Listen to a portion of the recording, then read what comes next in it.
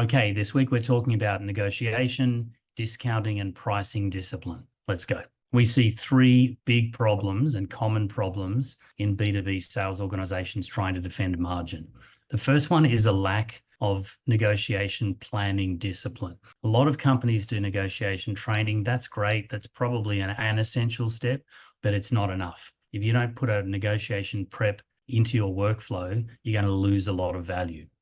And by the time your reps have made a proposal, presented it to the client, and then come back to you as the manager to approve the pricing, the negotiation has already happened.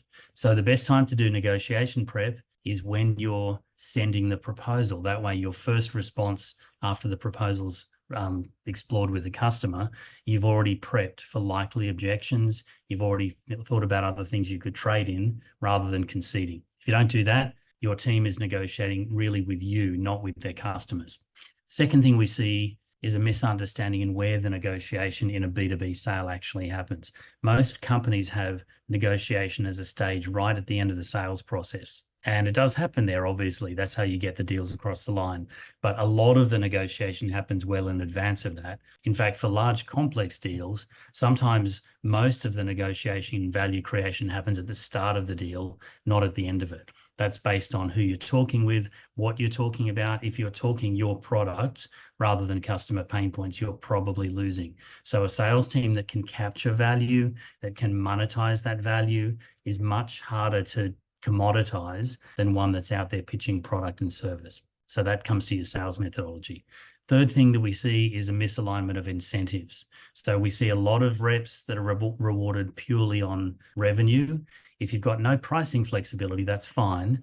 But if you've got a revenue-based commission scheme with pricing flexibility, guess what? Your reps are going to make more money by discounting and closing early than trying to defend the value. So particularly for larger, more complex deals, for enterprise reps, certainly some, potentially even all of it, but certainly some of their commission should be based on margin, not just revenue. And as a fourth bonus point, we see that negotiation prep for the larger deals usually happens on paper. If you roll that preparation structure into your CRM, put it on Salesforce, put it in HubSpot, put it in Microsoft Dynamics, you'll have access to the planning. You'll be able to see how they compared plan versus actual outcome, and you can really start to gain some really interesting sales and insights into how well your organization negotiates. I hope that's useful. Good selling. See you next week.